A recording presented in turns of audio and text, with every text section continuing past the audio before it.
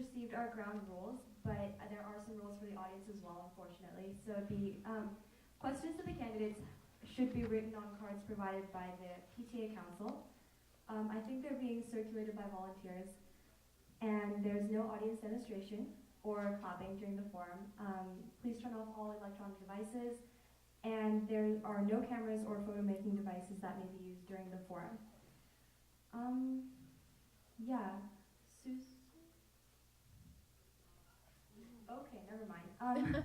So, candidates, I'm sure you've already received the rules, but there will be no substitutes or stand-ins. Your responses should pertain to the questions at hand. I can interrupt you, apparently, if I believe that you're staying on the subject. And I'll do my best to have Maya get some input on this as well, so it won't just be my opinion. Time cards that the lovely Maya Ram will be holding up. Yellow means that there are 30 seconds remaining. The red means that the candidates should stop speaking, and when I say thank you, that does mean your time is up. Candidates may not interrupt each other, and they will bring no props into the room. I don't think that's a problem. Yeah, campaign material may not be displayed within the forum room, and the PTA has graciously provided tables for everyone. Right, so we will be taking questions throughout the entire forum, which allows us to cover like the range of issues that everyone believes to be pertinent. And yeah, again, question collectors are stationed throughout the entire room. Which brings us to our opening statements. There will be 2-minute opening statements from each candidate. They'll just be going down the line from candidate 1 to 5. And yeah, and then afterwards we'll move on to the questions that have been decided that I believe all of you received beforehand. Okay, so one last reminder for everyone to please hold their applause. I know it's difficult since I'm sure they'll have amazing speeches for us. But with that, if we could have candidate 1 give her opening statement. And thank you all again to my fellow candidates. As all of you, I believe in the ability of every single one of our students to change the world and make it a better place. And I believe we have all the foundational elements in our school district to make that happen. We've got clearly the best student population, the best teachers, the best administrators, and the most creative community in the world. But I don't believe we're using these assets fully to truly achieve the potential of all our students.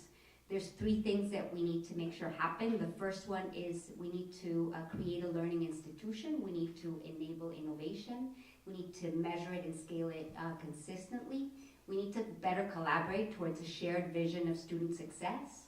Third, we need to make sure that we keep connecting to our community of amazing creative spirits within our geographic boundaries and outside of it. I was born and raised in Mexico. I came to this country 20 years ago, and my husband and I decided to make Palo Alto our home because we truly fell in love with its creative spirit. I was trained as an economist. I have a Master's of Economics from the University of London. I have a Master's in International Policy Studies from Stanford University. And for the past 10 years, I've been focused on increasing academic achievement of all children in our region. First, I was Director of Innovation for the Silicon Valley Education Foundation. And for the past 7 years, I've been leading the Silicon Valley Community Foundation's investment in education. What that means is I'm a grant maker, and I work with 54 different superintendents in 54 different school districts, assuring that we're investing in key lever points for student success, including teacher professional development, student programming, education technology, and creating environments where all kids can succeed. For the past couple of years, I've been leading the Silicon Valley Common Core Initiative, and I will stop right there.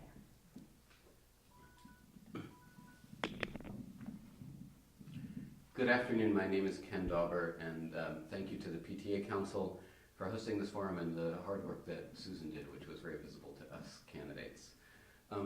I have 5 children, and 3 of them have attended elementary, middle, and high school here in Palo Alto. And one thing that I've learned from having 5 kids is that every child is different. Our schools work best when they meet each child where they are and when they enable them to reach their full potential. Education has been an important part of my own life. I went to public schools myself, and I have a PhD in sociology and spent 6 years teaching sociology to college students. I also have been a software engineer at Google for the past 7.5 years, and I've spent a dozen years or so consulting to organizations like the Gates Foundation and the U.S. Department of Education around issues of applying data to understanding achievement and college preparation and so forth. Here in our schools in Palo Alto, I became concerned, along with many other parents several years ago, about the effect of stress on our students, particularly in middle and high school, and how we could support the social and emotional well-being of students. And in response to that, I helped to lead a broad and collaborative coalition in Palo Alto that took the recommendations in our community's Project Safety Net plan and advocated for really putting them into practice in our schools. And as people joined our coalition, we started to work on other issues, including civil rights, bullying, college readiness, special education, the fate of the Buena Vista children. Through all of that work, I've attended the vast majority of school board meetings. I've watched the school board operate. I understand what it takes to be a school board member. I understand the preparation that a school board member needs. I am bringing that experience and commitment to this campaign, and I'll bring it to my service as a school board member. I'm very much looking forward to discussing with you the issues that are facing our schools. I have specific proposals for those, and I hope that we'll get the chance to explore those. Thank you. Thank you. I'm Catherine Crystal Foster. Thank you so much to the PTAC, to our gun debate students, and to all of you for coming out today. I'm the parent of a junior and an 8th grader, and I've spent my entire professional life working for kids. As a lawyer, as a children's policy advocate, and as a partner to some of the leading foundations and nonprofits all around the country and right here at home to help them ensure that all students have access to an excellent education. Most recently, I ran a nonprofit that helps low-income, first-generation college students finish college and expanded that program to Pally and Gun. I've also served our students through volunteer leadership in our schools, raising money for PI, serving on the site council, advocating for the parcel tax that funds electives in our secondary schools, and the bond that improved the gym here at Gun and enhanced all of our schools. My record of service reflects my fundamental values. I'm running because serving children and youth is my life's work. I love this community, and I'm passionate about educational excellence for all. This, I believe, is a really exciting moment of change in our district. I want to make the most of it by bringing to the board my 20 years of experience in education policy, strategy, evaluation, and hands-on work with students. This is our moment to innovate and make our district as great as it can be. I believe in maximizing the potential of every student. And when I say every student, I mean every student. Struggling students, our highest flyers, and the kids in between. How are we going to do that? I'd like to do it by listening to many voices, by collaborating with people from all perspectives, by building on what works and stretching to do better. My vision is built on outstanding teaching, continuous learning and improvement, effective communication, and collaboration. If elected, my action items include things that I will be telling you about later on in this debate. Thank you. Love those red cards. They're really helpful.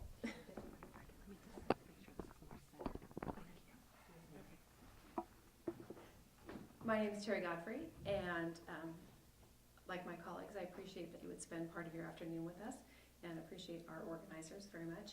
So I'm a product of public schools in California. My family lived from the beginning of the 20th century in Panama and moved us here when I was 5 so I could go to school in the States. And so went to California public schools all the way through UC Irvine, where I got a BS in math, and UCLA, where I got an MBA in finance. Then I went out and did the kind of work that you would imagine happened after that education. I worked in finance and HR and venture capital and corporates, like Intel and Xerox, and at the Graduate School of Business across the street. And through that work, learned a lot about organizations and running complex organizations and running global teams and how to set goals and metrics and get people moving towards a common goal. So that is kind of the basis of the background that brings me to the kinds of work I've done on behalf of kids. So not surprisingly, I had some kids along the way, and those kids started school here in Palo Alto when we moved here. And I started volunteering as a PTA president and as a PTA council president and doing the kinds of things that were central to keeping the schools running well and having good family communications between schools and families and such. When the suicide contagion hit us in May of 2009, I hadn't really thought about secondary schools very much. My kids were just towards the end of elementary school, and it really changed my view of our secondary schools and what we need to do to make our kids safe and healthy and engaged. So my focus around student-centered decisions and helping engage students coming to their definitions of success at the end of their school career is really very much born out of that time and the work done in that space. And so I appreciate the opportunity to answer questions about secondary schools today. Clearly near and dear to my heart. I have a sophomore and a senior at Pally now, and I look forward to your questions. Hi, my name is Las Jacob Cabrera. I go by Jay. And I graduated from elementary school here at Nixon, and then I went to JLS, and then I came here to Gunn. And I actually, did drama all 4 years. I was at Gunn and was in this room for hundreds of classes and did one acts and the whole bit. So it was kind of cool being here. And I graduated in 1998. From there, I went to University of California at Santa Cruz and studied environmental studies and biology. And in my senior year of college, I ran for student government, and I got elected to the internal vice chair, which also happened to be the chair of the student committee on committee. So for a year, I was the person who was responsible for appointing hundreds of students to hundreds of administrative committees across the campus and the entire system. So that was an amazing experience, getting a really good bird's eye view of how an educational institution is run. And I feel like I can really bring that here. After my time in Santa Cruz, I boomeranged back to the parents living here in Stanford. And I currently run like an executive director of my nonprofit. It's a volunteer position and working on lots of other projects and activities and job hunting. My primary goal for running for office, because I run for office multiple times and will continue to do so in the future, is 21st century interactivity and bringing computer systems and online direct voting and interactivity to the population. I think it's so important to utilize 21st century technology in our actual governance processes. The other issue I think is really important is bringing coding into our curriculum in Silicon Valley, that every student should learn coding. I think it would help me. I think it would help a lot of people regardless of what direction you decide to go to as a student. And last, I'll just say, typically you think a parent would be a perfect person on the board. And my perspective is, bringing a different context to the board so that there's more diversity on the board with different issues. So thank you. Okay, thank you candidates for all of your speeches. We'll be going on to the first topic at hand. You have, as a reminder, one and a half minutes to answer this. So the question is, how much current communication do you have with students, and how do you plan to further your communication and understanding of student experiences and incorporating their voices into the policies that the school board has control over? How will you implement specific student concerns? And the first candidate to answer will be candidate number 4, so this would be Mr. Cabrera. 5. Oh, I'm sorry. Yeah, that would be Ms. Do you want, is it Ms. 4? Godfrey. Okay, that's fine. Whoever. Okay, so for me, through my work in developmental assets on behalf of Project SafetyNet, I get a fair bit of informal feedback from students. Over the years, I've worked on different teams with them, chili cook-off teams and Teens on the Green kinds of things. And most recently, we did a Caring Neighbors team this summer, which was a dozen teams from teens across the city. And we met weekly and we worked on things like doing events in neighborhoods and that sort of thing. So it gives me kind of a network of kids who aren't my own, who give me input on what they think about not just school, but our community and whether our community values youth. So I find that to be very important input from that set of folks. I also have 2 kids who are teens, who have friends, and I live in a neighborhood that's really interactive, so everybody in my neighborhood who's an adult is an auntie or an uncle to all the kids in the neighborhood. So we get a fair bit of informal feedback that way as well. More formally, of course, we have surveys of our students. We do California Healthy Kids Survey, we do Palo Alto Reality Check, we do Developmental Assets. And over the years, we've used that data to varying levels of effect. We do best when we triangulate that data and let it lead us to things that need solutions. So I would hope that going forward, we spend a little more time with that. We have a new evaluation person at the district, so I'm hoping that's on the plate for going forward. And then the last thing I would say is, one thing that comes up a lot when I talk to students is input on their teaching staff. So finding a systemic way to do that will be important, I believe. Okay, thank you. We'll be hearing from our next candidate. This is candidate 2, so hopefully I'll get it right this time, Mr. Dauber.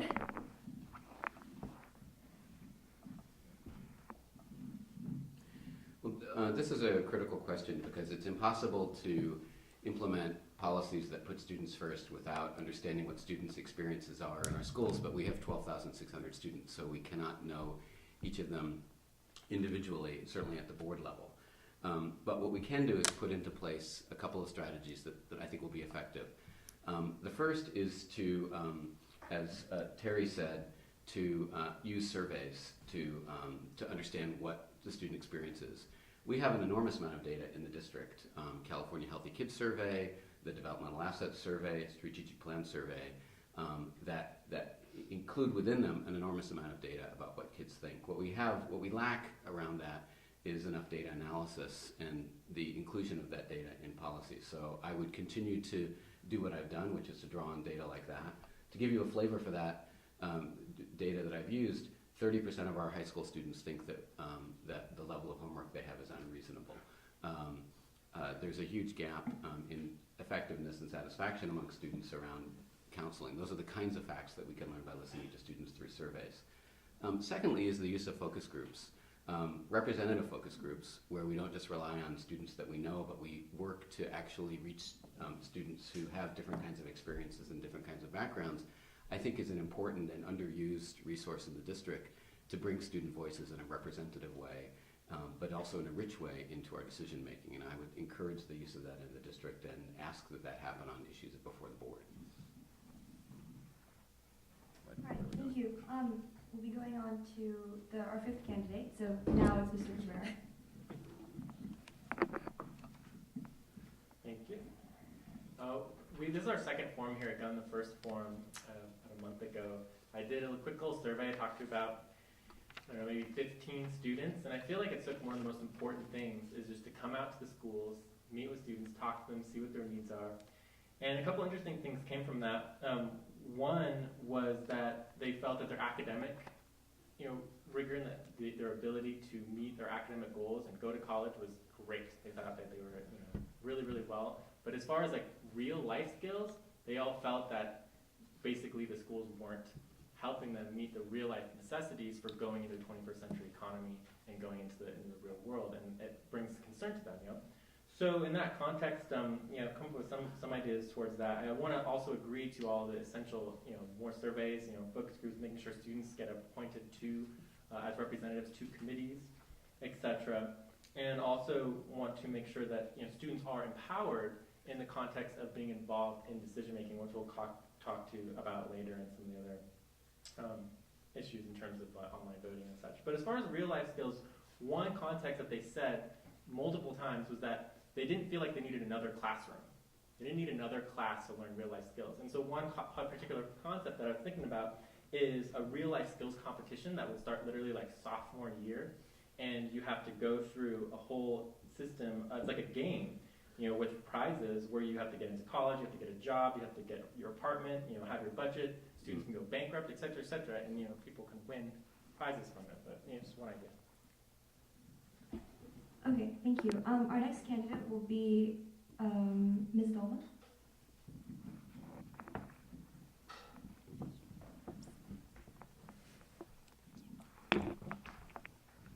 So first, let me just say that there's very, very few industries that do not look at customer satisfaction to drive action. This is key. Our sole responsibility as a school district is to assure that that all our students feel engaged, feel passionate about their learning, and feel that they're learning in a very positive environment. Who better is equipped to let us know how we're doing but the students that we're trying to serve? So there's 4 key issues that I would do to make sure that we're looking at data systematically and implementing strategies effectively. The first one is prioritize and articulate that using the youth voice is a standard for our school district. The second thing is making sure that we're implementing sophisticated surveys that a couple of colleagues of mine have spoken about, but that include issues of instruction, environment, and support for students. The other issue is making sure that we are surveying the stakeholders around a student. Third, we need to plan and implement strategies to use data to drive instruction, and I think that's specifically where our school district has come up short. And fourth, we need to communicate back to our students. Let us know what actions we've taken based on the data that we have, and make sure that we're pushing ahead in terms of serving all our students. We just need to be looking systematically at data and making sure that our actions are driven by research, by the data. Thank you, candidates, for your responses. We'll be moving on to I think Catherine. But wait, there's more. I'm so sorry. I did not mean to forget you. We'll be having Ms. Crystal Foster. Thank you. And I would start off by saying, why are we all here? We are all here because of our students. And so, as my colleagues have said, we need to listen. We need to listen to what our students have to say. The question had two different parts. The first was what we have done, and the next is what we will do, and what we can do to listen to our students more. So in terms of what we have done, I'll start off by saying that like Terry, like Gina, I'm a parent of a current PAUSD student. So we do get a lot of informal information that way from our kids and their friends. But I decided when I was running for school board to be more systematic than that. And one of the first things that I did starting last spring was to pull together an informal youth advisory council. And so what that meant was I reached out to kids in as broad a way as I could in the middle school, high school, and recent graduates to find out what were their experiences like. If they were rulers of the world and rulers of the school, what would they do? I said to the college students, did Pally or Gun actually prepare you well for college? I got some amazing responses back. I met with kids over coffee, got their email responses, and that kind of thing has really driven my thinking. I've also been speaking to kids informally at like the Student Activities Fair last week, talking to some kids from Rock about how the counseling changes at Gun have affected their lives. I'm going to be meeting with students from the Foundation for a College Education later this month to find out about how some of the students from the voluntary transfer program are faring in our schools. We need to look at the best practices in other places as well. And so as we think about what we will do, I think it's important, as you've heard, to pull on the surveys that we have and to make sure that we get our kids to be involved in the crafting of additional questions and the interpretation of the data that we have. Okay, now thank you to all of our candidates. If we can move on to the second topic, which will be, at the secondary level schools, there is inequity amongst teachers teaching the same classes. School policy is that there should be no teacher shopping. However, how will you work to ensure that all of the teachers and courses are equal in quality and difficulty? And finally, how will you identify and deal with poor teachers? Our first response will come from Mr. Cabrera.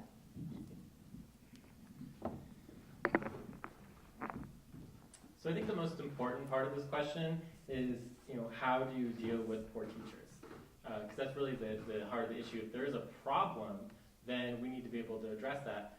I believe we're all more or less in agreement that there should be more of a three-year process to get tenure in the schools.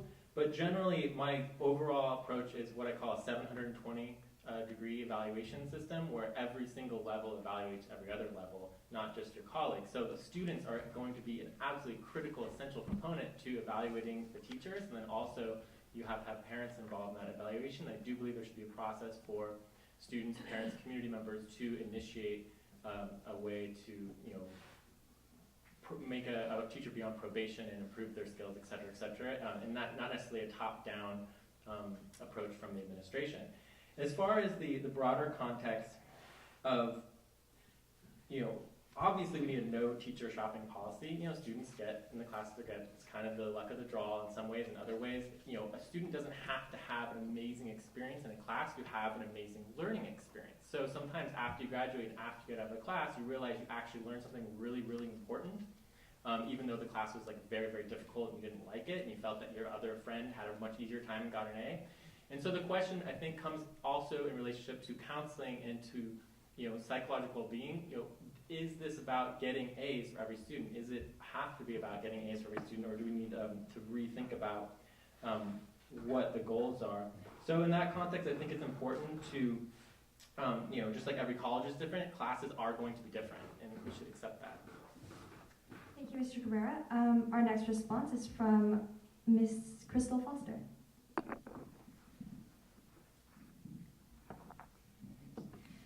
There are a few issues here in this question. Part of it has to do with consistency and part of it has to do with teacher quality. So talking about consistency, that's something, and in those conversations that I had with students, it came up every single time. Every conversation with every kid. And it comes up all the time in conversations with parents. So what can we do about that? We have to think about why this is troubling. The lack of consistency can be difficult because it means that the kids are not learning this, along the same lines with the same sets of standards, getting to the goals that we all want to see. And sometimes it's because kids feel a certain sense of unfairness. So we need to understand why it is that the inconsistency exists and what we can do to deal with it and what underlying problem it's really speaking to. I think that it would be helpful if our principals, our instructional supervisors, and our teachers all came together with a common understanding about what it means to be consistent, making sure that we drive toward common goals, that we have shared outcomes. I was talking to a teacher this morning who was talking about how you wouldn't want to ask Monet to look like Van Gogh, that you have artists who approach their craft in a different way, and there's validity to that. But if we're getting to a situation where students feel that they are not getting to the outcomes that everyone wants them, that all teachers are expected to get them to, that's problematic.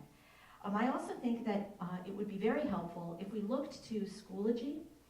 This is a very kind of technical issue, but look to Schoology as a way of seeing what our teachers are actually assigning and teaching across the grades. Thank you. Ms. Dolma?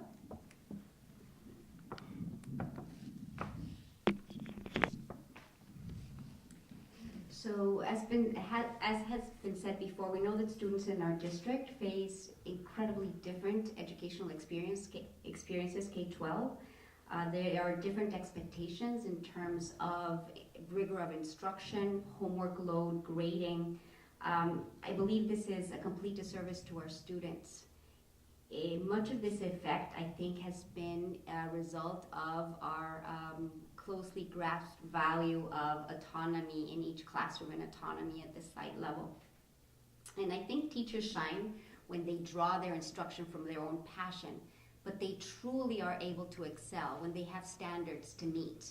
So the way you do that in a school district is assure that the superintendent is building site leadership and assure that site leadership is building instructional leadership at the teacher level. And what building leadership means is making sure that you're providing standards and then providing the wherewithal to reach these standards. So the first thing is I would strengthen this system. So you have these line of leadership from superintendent, principal to teacher leadership. Then I would clearly articulate the standards and policies. And this is for instruction, from homework load, for grading. And the third thing is we need to measure if these standards are being met. And if not, make sure that we are investing in activities that will allow us to reach these standards so we can have a system that works for each and every student in our school district. Thank you, Ms. Dolma. Ms. Godfrey?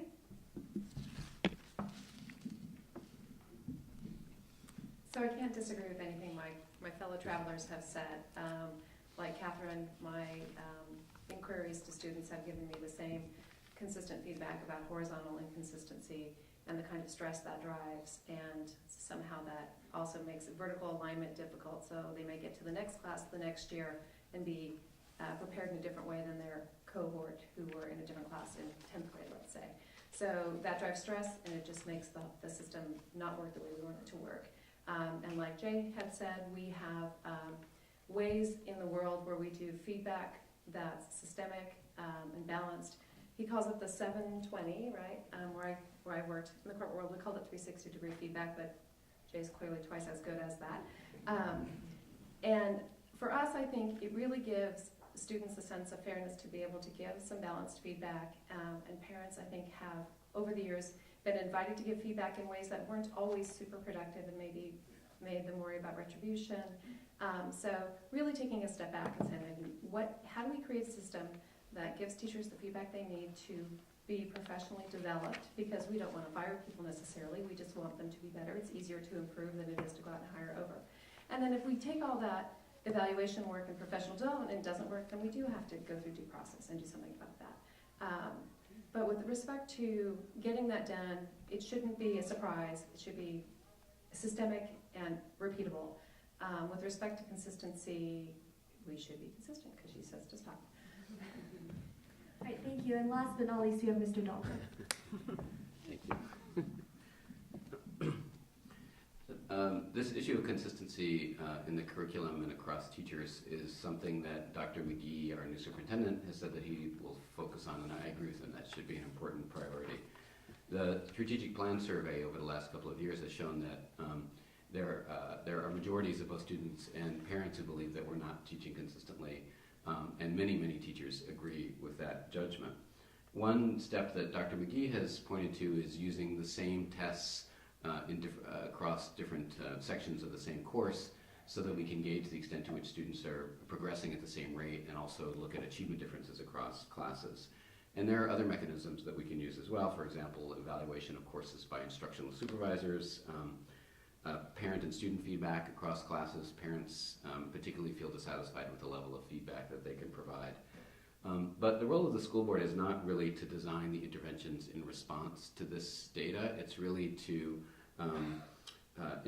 make sure that we are measuring the right things, that we understand what consistency should look like, we understand where we are, and we're able over time to track our progress against that.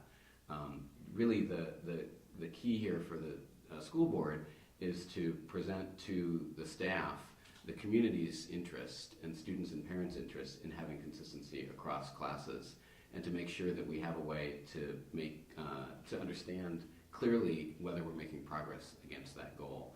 The design of what that actually will look like, it really is a staff and instructional supervisor issue. Thank you, Mr. Dauber. Yes. So our last question for this set will be, some special interest groups have devoted great time and resources to attending board meetings and speaking out. While all views should be considered, what would you do to ensure that the views of the broader community are represented and given their appropriate weight? If elected, how do you plan to find out the majority's views? And our first response will be from Ms. Delma.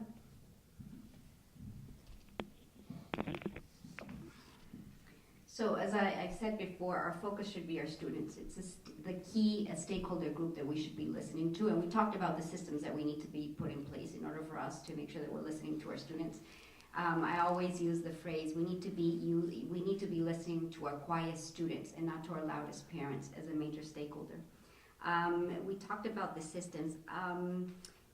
As a board, we need to use our engaged community to provide us sort of like a qualitative information. The quantitative information we can get from the surveys and from the data systems that we are going to be implementing. I would also make sure that the board meetings are much more open, so people feel comfortable in coming in. They are not open right now. There's no Spanish translation. They make it, the format of board meetings right now really, I think, restricts the engagement of our community at large. And then I would make sure that we open ourselves to differences in opinion. It is very disappointing to me that we hear comments sort of like, it's responsible that you voice this opinion, when we're parents, making sure that we're all committed to our students' success. So I would look for a board that has a format that is open, that is transparent, and really looks at having all the opinions at the table. Thank you. Ms. Godfrey?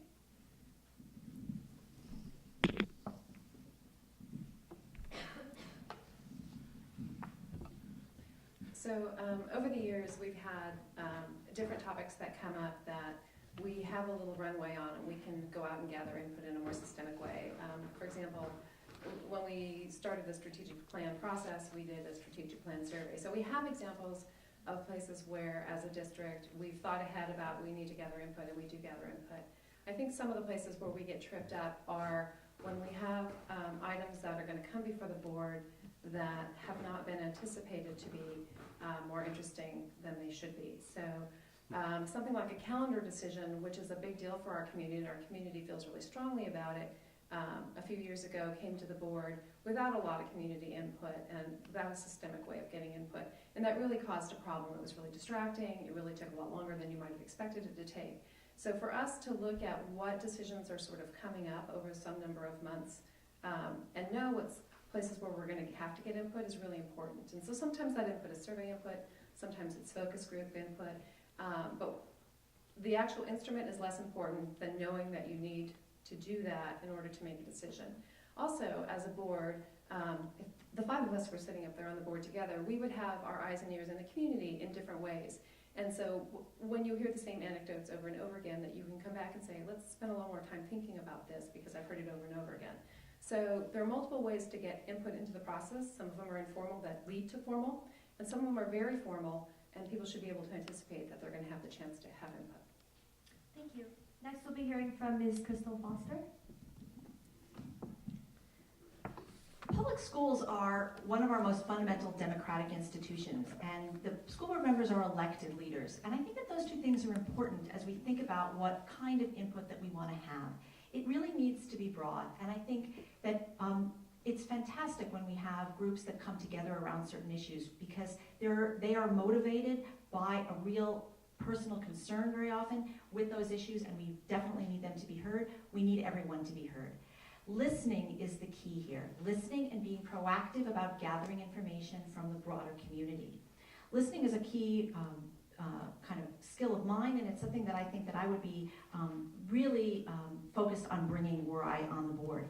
So a couple of ideas that I have for how we can bring in some more voices. First of all, I think that a lot of folks in the community don't necessarily understand the way that the school board is structured versus the district, where the lever points are, who makes what decisions, and where are the places where change can be made. What are the right doors to knock on and how to bring in that information. So having some kind of training program that really reaches out to various segments of the community and explains that would be helpful. I love the superintendent's second cup of coffee events, really going into the communities and talking to folks. I think that more surveys on issues, as Terry was saying, that we know are going to be of concern, micro ones along the way, really targeted, really specific on a particular thing to get some directional information as we go would be extremely helpful. Thank you. Mr. Dauber?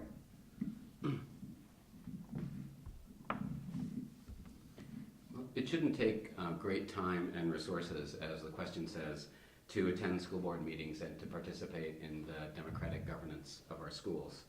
I've attended the large majority of school board meetings over the last several years, and I can report to you that the meetings are not working to promote participation from parents and community members. The meetings go on too long, sometimes they go past midnight or 1 o'clock. The actual time when an item is going to be discussed is really difficult to determine, so it's hard to make arrangements to be there. And many parents face a language barrier because there's no translation of what's being said and no translation from the parent to the boards. So we need to lower the cost of participation, which I think will increase the rate of participation.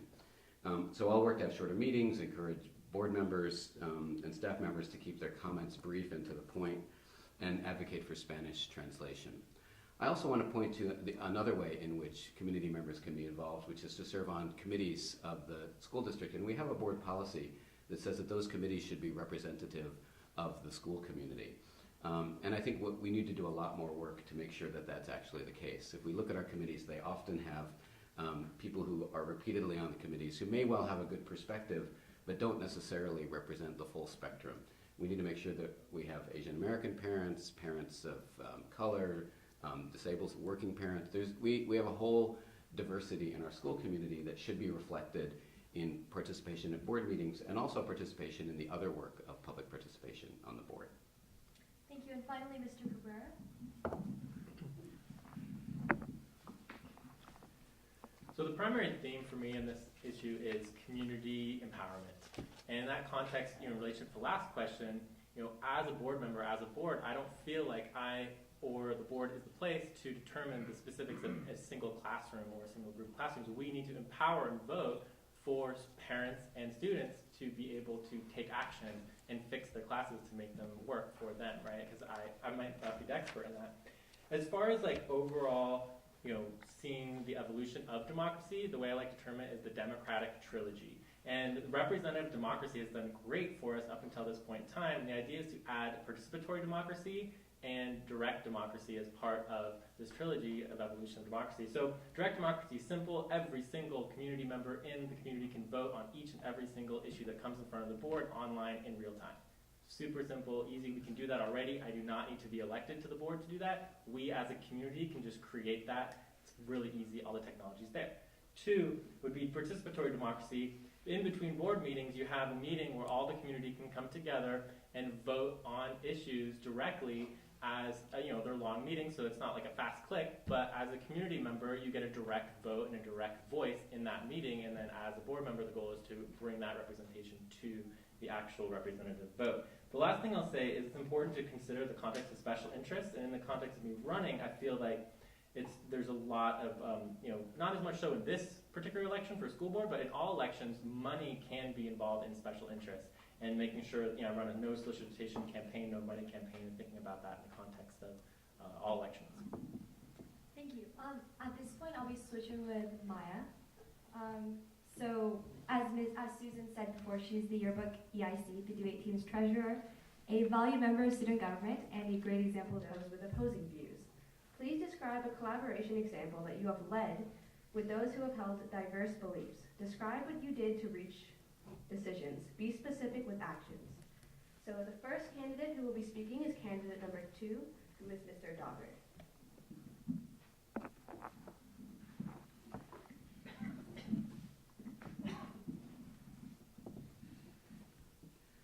So I'll point to 2 examples. The first is from my work as a software engineer and team leader at Google. I've managed engineers, I've worked on complex projects, I've served at Google for 7.5 years. Google, like other high technology organizations in our community, is an intensely collaborative work environment. And it's a work environment where people have a diversity of opinions. They have different product opinions, different technical opinions, and so forth. And the role that I have played consistently and successfully is to integrate those different perspectives through discussion, debate, research, gathering of data, into a direction forward, into a plan that we can execute on. So I have certainly served to play a role as a collaborator there. Second, I would point to my work in the district. I've already talked about my role in bringing together a diverse set of people who are concerned about issues in the community and advocating successfully for positive changes in our schools. And I would point specifically to the homework committee, the district's homework committee, which is not a committee that I led. Dr. Charles Young led that committee.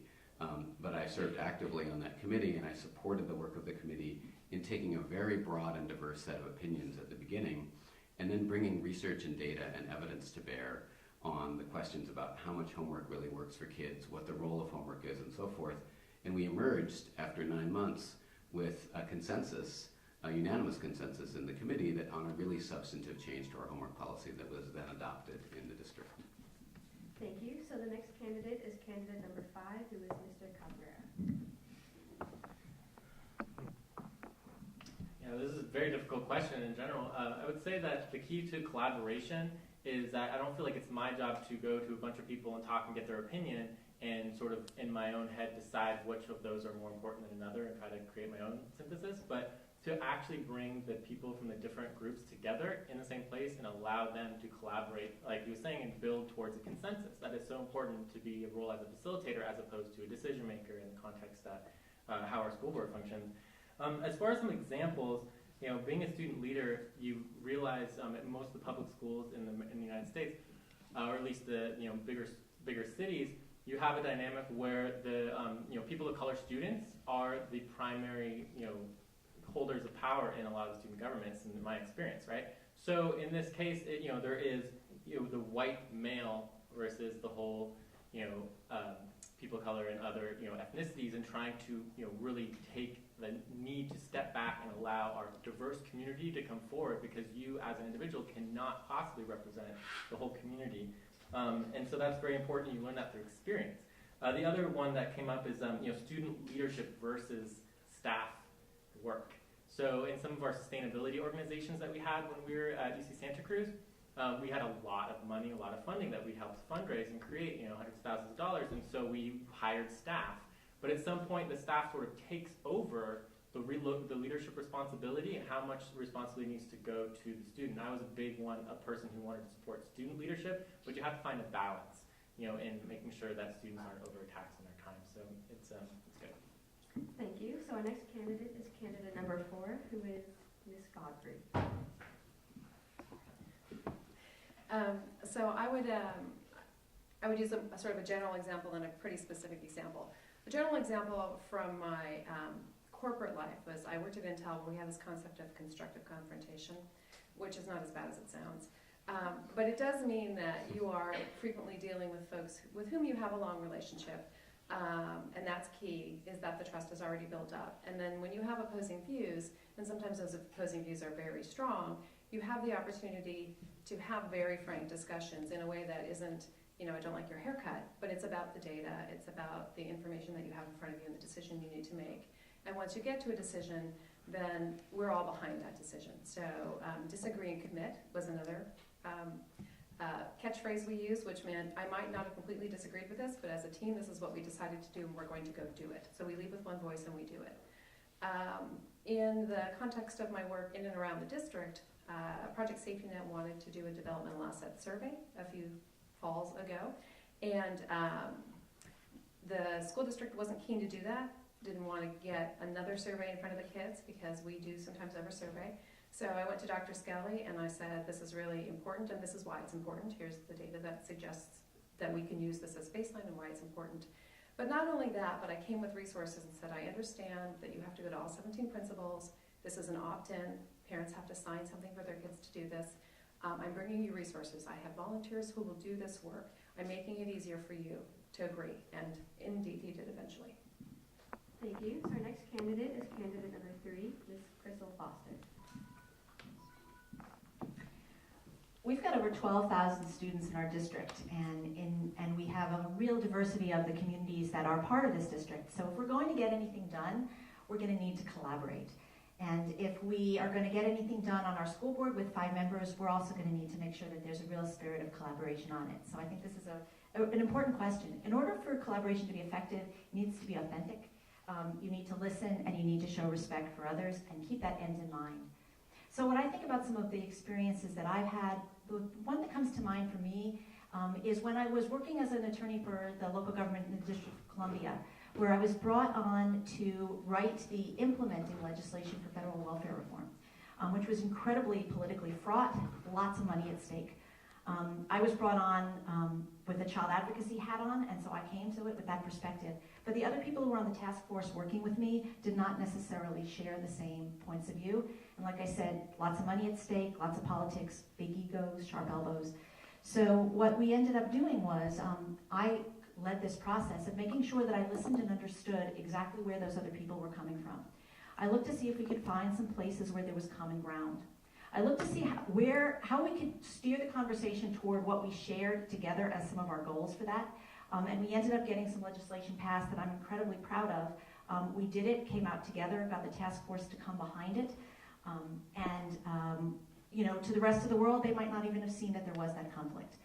It was incredibly important to keep the end in mind, which was making sure that the children and families in poverty in the District of Columbia got the support that they needed. And that the District of Columbia was able to spend its money appropriately, which it couldn't do if it didn't have the right laws in place. Thank you. So our last candidate for this topic is Ms. Dalma. Thank you. So I won't repeat the importance of collaborations, because I think that my colleagues have done an extraordinary job. We can't do this alone. Making sure that our kids reach their potential is something that we all have to work very hard at. Most recently, I was involved in an effort that I think shed some light into how it's done effectively. I'm leading a collaboration between Sequoia Union High School District and its 8 feeders into Sequoia. And you will remember that you've got school districts like Ravenswood and Redwood City feeding into Sequoia, while you also have the Woodsides, the Portola Valleys feeding into Sequoia. So you can imagine what wonderful conversations can come from having all the superintendents at the same table together. But I think the way it's done and what would model my practice would be making sure that we have a clear vision of success for all children. You start there. That is not a simple task. then you make sure that you're building relationships to have the very hard conversations that you will have to have. And then you do a gap analysis of what does it take for all of us, starting from an asset-based practice where we're all bringing something new, important to the table. What is it going to take to actually achieve the vision of success for all, right? And you start building momentum and collaboration. We are all incredibly engaged and committed to making sure all our kids reach their potential. That's your vision, right? What you have to do from there is really do the hard work of making it happen. Thank you. So our next question is, the admission rates of our students at the UCs have been declining in the past few years. What are your plans to make our students more competitive for placement into the UCs? And how do you plan to provide the best education possible? So for that, our first speaker is candidate number 3, who is Miss Crystal Foster. Can you repeat the question? Sorry. It's long. The admissions rates of our students at the UCs have been declining in the past few years. What are your plans to make our students more competitive for placement into the UCs? And how do you plan to provide the best education possible? Wow, a lot in that question. A couple of things that I would say. The rates of admission to the UC system from students in state are declining also in part because of our budget, because of the way the budget crisis works in our state. And now there's a lot more emphasis on getting students from out of state. This is something that I worked on kind of on a policy level a fair amount when in doing some of the work I did with the Gates Foundation. So there are some bigger factors at work. But what I also think we need to focus on is what exactly are we trying to achieve for our kids? What does success look like for our kids, and how do we provide an excellent education for all of our kids? So is the admission rates into the UC system the benchmark that we should be looking at?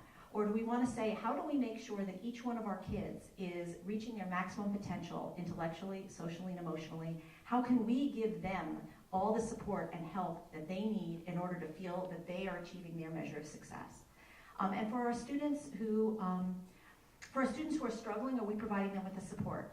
For the students who are looking for even greater challenge, how are we making sure that they can really soar and that they can be the best that they can be? And to the extent that they want to prepare themselves for an extremely competitive environment, you know, what can we do to help them maintain a healthy approach toward doing so? And for our students who feel somewhat caught in the middle, how can we make sure that they don't feel lost? Ensuring that all of our kids have a path after college that is authentically representative of their best choice, their best life chances, that's where we succeed as a district. Okay, so remember also to try to answer both parts of the question. So our next candidate is candidate number 1, so Ms. Dalma. So I'm going to ask you then to repeat both parts of the question, please. Just to paraphrase, the first part of the question is, how do you plan to make our students more competitive for placement into the UCs, since it is our state university and many of the students' first choice? And the second question, or second part of the question, is how do you plan to provide the best education possible? In 30 seconds. So I think that the key, and we've repeated that before, is we need to make sure that we're investing in the key levers for student success. And I don't think we've done a great job at it. The first one is making sure that our teachers receive the professional development in terms of how do we make our kids critical thinkers, so when they're writing these essays, when they're taking these tests, they really try to measure the deeper thinking. They're competitive, not only to the UC system, but to the rest of the country, wherever they want to go. There's 3 key things that I think we need to make sure so they're successful once they get into college. The first one, again, is a clear focus from our teachers in terms of driving what we're thinking of 21st century skills, making sure that our kids are able to communicate, collaborate, be creative thinkers, and be creative at solving problems. The second thing is we've really, I think, done a poor job at providing our students executive skills. How do you prioritize? How do you plan? How do you assure that you do the stuff you have to do, right? And I think that is something that we can do. It's been done in other school districts with teacher professional development. And the third one that I think is incredibly important is what we call the non-cognitives, or the productive persistence skills, right? How do we give our kids the grit and the resilience to apply to all the schools that they want, to be successful once they are there? Again, we could do this in our school district. Thank you. So the next candidate is candidate number 2, who is Mr. Dauber.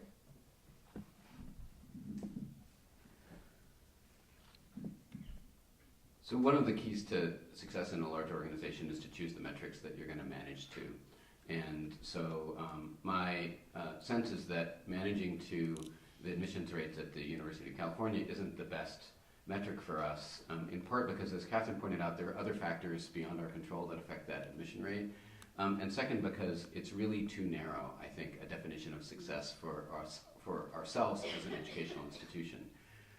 What I think we really need to do is to devise an understanding about what achievement looks like and what we're looking for in terms of learning outcomes that goes across the student population, so that, for example, as we've talked about, the problem of the students in the middle, students who are neither high achieving nor need a lot of extra help, how do we understand, we need to understand how well our curriculum is aligned with those students. And I think there's data that indicates that for those students, there are areas of shortcomings. So I would propose that we focus on a much broader set of metrics than a single point, like the admission to the University of California. And I think that when we do that, we will produce accountability for the school district around doing the things that are necessary in order to get broadly positive teaching and learning outcomes for students. And I think that work of devising metrics and producing accountability for them is exactly the role of the school board. Thank you. So our next candidate is candidate number 5, Mr. Cabrera. So I want to thank whoever created this question. Excuse me. I'll start with making education better, because this is very, very difficult. One thing that's definitely doable is to get more access to college-based classes. So a lot of students who excel in high school want to take college-based classes at Foothill or De Anza, and we also have college classes at Coverly that we could expand on. So that's one thing that can help students get ready for college. Another thing would be vocational training opportunities, as well as really thinking about the diversity of issues that apply to this particular situation. And so, I mean, for such a large issue, you might want to have a committee fully evaluate our current strategic plan to this particular issue. As far as going to the specifics of the UC system, I was accepted to UC Santa Cruz and UC Davis, and I didn't want to go to either one. I wanted to go to a state school. My parents were like, no, you're going to the UC school. And I was like, okay, all right, I'll go to the UC school. So it's extremely expensive. It's getting more expensive every year, and a lot of students are ending up with a lot of debt coming out of that and having a difficult time in our 21st century economy, getting jobs. So I think it's extremely important to help build more access to statewide education through directly advocating to the state government and to build resources for an entire educational system. This is not just an issue of gun, it's an issue of our entire educational system needing to be revamped, have more money, have more resources, ... So, and that's a much larger picture that Palo Alto can be a leader in the entire state. Thank you. So our last candidate for this question is candidate number 4, Ms. Godfrey. So when I look at the two questions, how do we provide the best education possible and how do we improve the acceptance rate at the UCs? They're pretty similar to me. The reason they feel similar to me is when we talk about the best education possible, we can step back and say the best education possible for each individual student, because it's different for every student and their definition of what their success is. It's different and should be different. And if their definition of success is graduating from a UC with a degree in whatever that might be, going directly to the UCs is harder than it used to be. The other external factors have been outlined here, and we're getting sort of to the theoretical limit on grade point averages as far as I can tell. I know that I would not get into UCLA today, I'm pretty sure. But there are other paths to get there. If a degree from a UC is what you want, then perhaps what you do is you go to De Anza or you go to Foothill. And having that be a very legitimate path for our students seems like a very reasonable thing to do. Many students have been down that path. It works great. There are many students who that's the best path from an affordability standpoint, but also giving them the chance to, when they're in our schools and trying to get those great grades and trying to get into the UC or wherever, finding other ways to find their spark, because that's the kind of thing, if you think of the college application process, sometimes that is the differentiating factor. Like, what do you love to do? Like, one of my kids has a baking business. She loves her baking business, but it takes time, and it takes time away from studying. But that's okay. She's a more well-rounded kid for it. So us having the opportunity to let our kids think about what that definition of success is, I think helps this problem overall. Thank you. So for the next question, it is, what are your thoughts on the role that schools and the district play to support student health and well-being, including mental health? So the first candidate will be candidate number 4, so not to put you on the spot. Ms. Godfrey, it is your turn again. Can you read that just one more time? What are your thoughts on the role schools and the district play to support student health and well-being, including mental health? Okay. So we have more than 12,000 students. They spend the bulk of their week on campus with teachers, administrators, other students. I think it has served us well when we've concentrated on the ways to keep kids healthy, when we've said we want teachers to be trained in things like developmental assets and QPR, which is a method by which you identify kids who might be at suicidal risk and intervene, and adding resources around counseling services and peer counseling services, and kind of those, a general feeling in the campus where the stigma around mental health starts to abate. So I know with the teenagers that I know, they're now at the stage where they don't necessarily say, I would go get help for myself, but they say, sometimes my friends need help and it's okay if they go get help. So the end state is that there's no stigma. I think the schools have made some progress towards that with the acceptance of this is an important thing for my friends. Of course, we want the next step for it's an important thing for me. So we have a role to play. We're responsible for these students when they're with us. They come out happier and healthier, and they can go on to do great things if they don't come out of our 12 years with them without the resilience that they need to go face the rest of the world. So I think some of the things that we've done at the, sorry, wasn't paying attention, sorry. Thank you. So the next candidate is candidate number 2, Mr. Dauber.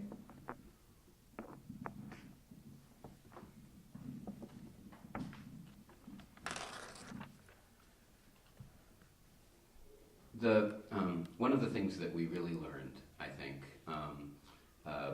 from Project Safety Net and from the experience that Terry was talking about with the student suicides here at Gunn, is the importance of understanding the relation between the life of kids at school and their social and emotional well-being. And that's really the issue that called me and many parents into the work that we've done in trying to, and successfully, I think, advocating for some very simple, mundane but powerful changes that improve the lives of kids at school. So for example, homework. In our last strategic plan survey, 83% of students said that they were stressed by homework. And that stress translates directly into issues of sleep and anxiety and into social emotional well-being. So I think what's important to understand and what's I think should give us some optimism is that we have the levers to pull that can improve the social and emotional well-being of kids. Looking at homework, looking at test and project scheduling, the work that we did to create pre-break finals for kids so that they didn't have work hanging over them on Christmas break, on modifying our guidance systems so that we have more adults in contact with students. Those are the kinds of simple things that we can do that really do improve the social and emotional well-being of kids. And understanding that the health of kids is formed in all of the institutions that they live in, including school, I think is, it's a really critical and important and powerful thing that we can do as a school community. Thank you. So the next speaker is candidate number 5, Mr. Cabrera.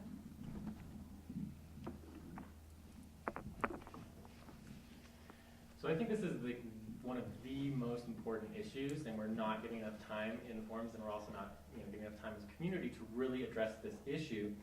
In the context of this question, the answer should be we want more sports, we want more physical activities, we want our, not only students but also adults to be getting out there and doing activities and having fun, but it's not The issue of this question is about the psychological well-being of our children and whether or not they are going to, in essence, survive both, physically but also mentally, for the capacity to be a successful adult in this world. And that is very, very concerning. It brings up a lot of issues, not only for our schools, but also for the role of education in our society as a whole, and how much pressure our society as a whole puts on individuals and students and parents. So, there's so many different issues out here. There's no way to address all of them. But let's hit two key things. One, we're talking about stress and anxiety and how those affect individuals. And one of the key components is homework and the relationship between homework and parents, and how parents see the homework versus the students. And that's a huge thing. Maybe we even need parents to take a homework class to be involved in understanding the process. But anyways, one concept is a system that would track the homework that is given by teachers, and the students would track how much time they spend on homework, so you could actually analyze the entire homework field of every student, because no teacher knows how much homework they're getting from all their other classes. And it's impossible to know without tracking that. Another option and thing that we have to consider is teacher time. All of these new programs, whether you're talking about digital report cards or detailed tracking of this computer system or that computer system, is taking time from teachers, and teachers are our first line of defense to actually be working and collaborating, building relationships with our students. So I'll stop there, but there's so much more that we need to go into with this issue. Thank you. So our next candidate is candidate number 1, Ms. Dalma.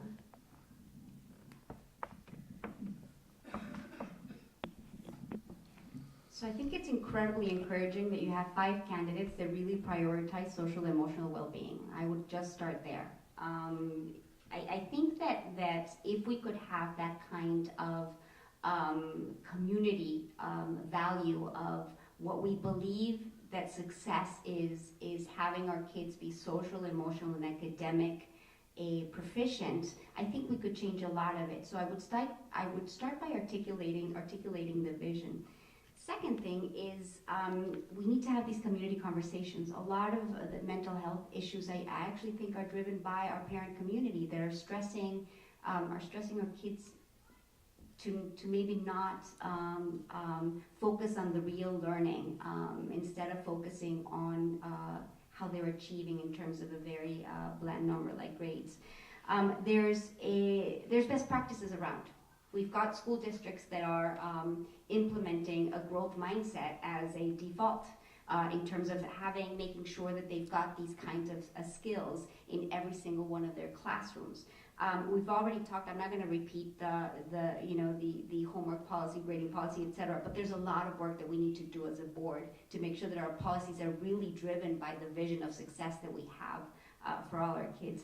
And then, we've got a lot of great programs, great mental health programs in our schools, but we're not scaling them. I would, again, make sure that we're documenting, really understand what works and what doesn't work, making sure that we're scaling what works, and making sure to shed a light on the effect that they're having on our kids.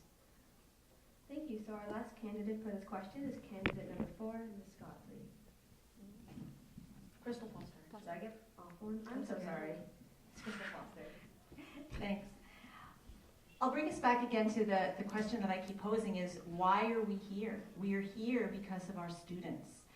We're here because of our students and making sure that they can learn in our schools. What we know as parents, those of us who are parents, and what the teachers know and what the research tells us is all the same. Learning happens when health happens.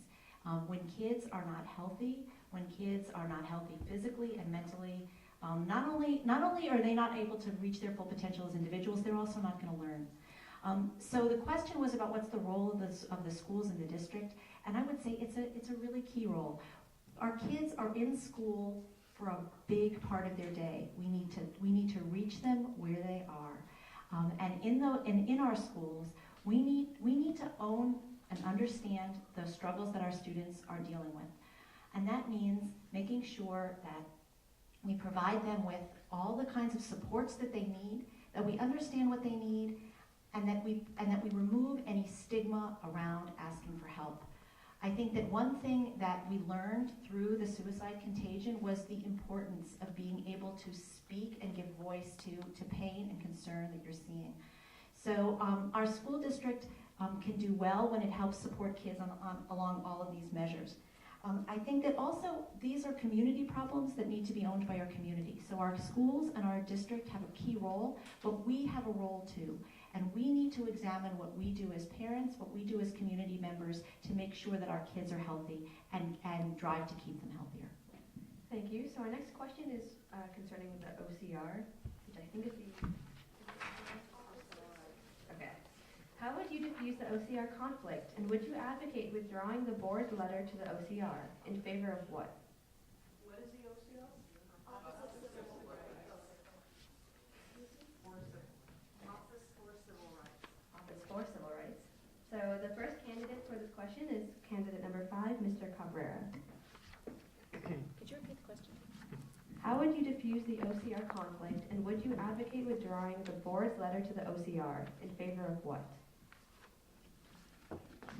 So, just first off, I'm a proponent to have to withdraw, for the board to vote to withdraw the previous statement. And in the context of what that would be in favor of, one is obviously collaboration, accepting that there is fault in all levels and that we have to collaborate with all levels, including the OCR, to create strategic ability to improve our situation. The other one is obviously, just evaluating the whole thing with the community, making sure the community is involved and opening up, complete transparency. I just think it's ridiculous to have it as secret as it's been in the context of certain components of it. And minimally, we should have in essence, a parent or community representative who is appointed to secret meetings of the board, so that there is an observer within those meetings. I think that would be a good minimal ability. Anyways, as far as the issue itself, I think the issue is an issue of leadership. The issue I always state is that, when you look at the board, the composition of the board, and you look, myself and other board members potentially could be elected to it, we are not the leaders who should be pushing this issue. We need to be, supporting with resources, with funding, with staff, the community members who are affected by these issues, including people of color, including minority communities, as well as people who are special needs students, and making sure that they are the ones in control and empowered to fix these problems. Thank you. So the next candidate is candidate number 3, Ms. Crystal Foster. I think that the most effective way to diffuse this situation is to understand where we all stand together. And where we all stand together is on protecting the civil rights of every single one of our students, making sure that every student feels valued, making sure that every student feels safe, making sure that our school district has in place the strongest policies that it can to protect its kids. We diffuse it when our school board takes a stand saying that we will enforce these laws to the letter. And that we will be open, we will be transparent, and we will work hand in hand with our civil rights agency to make sure that cases are brought to swift, just, fair decisions that really protect all of our kids. I think that we're on the road in some ways to more transparency and more openness with our new superintendent, and I think that that's great news. I think having a collaborative spirit and really civil dialogue among people in our community to make sure that we all listen to one another and understand where we share common goals is going to be crucial. And I think that the most important thing is for us together, with all of our families, with all of our children, to understand that there is no higher duty than protecting every single one of our students. And I know that if I'm elected to the school board, that is a priority for me. Thank you. So our next candidate is candidate number 1, Ms. Salma. So I have been incredibly clear since June that not only was I incredibly disappointed and disapproved from the board of the resolution that the board approved in their June meeting. I also have been incredibly clear that it's ridiculous that we're spending money on lawyers versus spending money on our kids. So I'll start there. I do believe that we have lost in the past an opportunity to become a better school district by maintaining our stance to fight our district. There have been terms that have been used by our board, including actions by the OCR that are purposely disruptive, with a lack of integrity, intentionally promoting confusion and concern. And I can go on and on and on. And those to me are words of confrontation, not collaboration. So I would completely change the stance that we have with the Office of Civil Rights. And we need to stop spending money. We need to stop spending money on things that don't go for our kids. I agree with Dr. McGee in terms of this has been an enormous distraction, but I think it's much more than that. I think it really has been a missed opportunity for us to learn. And I'm looking forward to seeing our school district change its character in terms of making sure that we're doing everything we can to ensure an excellent educational environment for all our kids. Thank you. So our next candidate is candidate number 4, Ms. Godfrey. So I think we go a long way towards diffusing the situation by rebuilding the trust with the community. It's been a long couple of years. Trust is at a low. I've mentioned that already.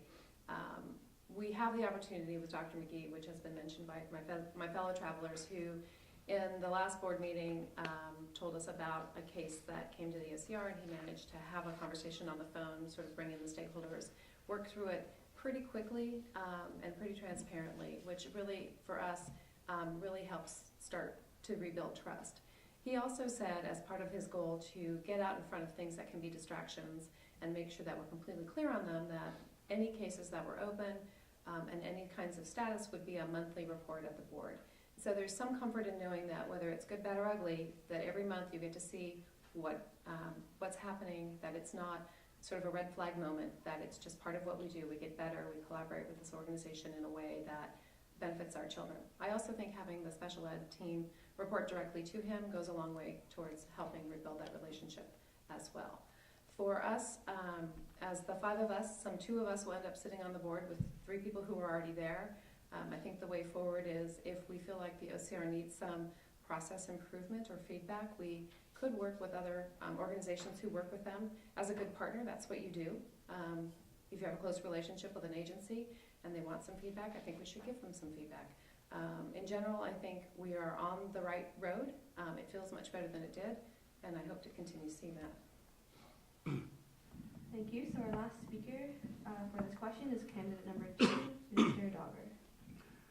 Well, let me answer your question directly. I would vote to rescind the resolution, and I think it's important to understand what the resolution authorizes and the ongoing activity that the resolution authorizes. The resolution authorizes a lobbying campaign directed against the Office for Civil Rights, investigative procedures, and investigative authority in our schools.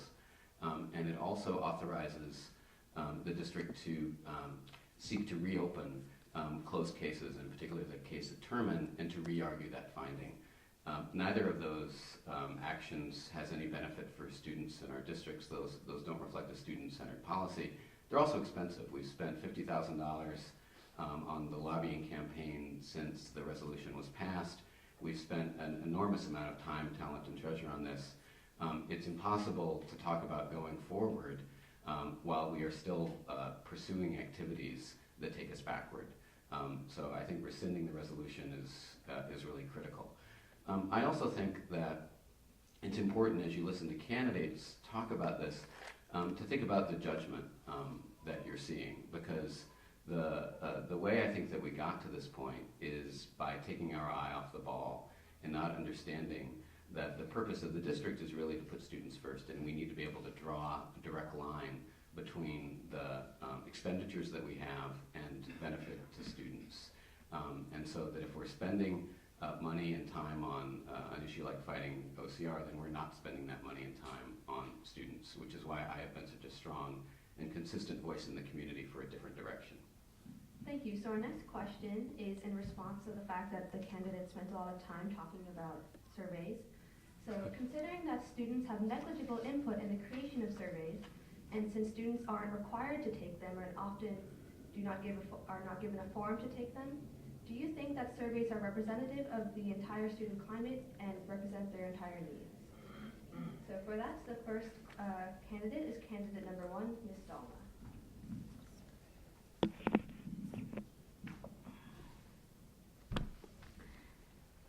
So this is where I become more of a parent and less of a candidate. So there's nothing that works better than a good bribe. Surveys work when you have high participation. We can make our participation happen, right? We can make a survey happen within a classroom where the teacher says, you've got 15 minutes to fill the survey. The more students feel represented and that their information is actually driving action, the more they're participating in surveys. The amount of information I get from my kids, they're incredibly deep thinkers in terms of an educational system. So the more we trust them in listening to their opinions, the more they're going to be able to participate.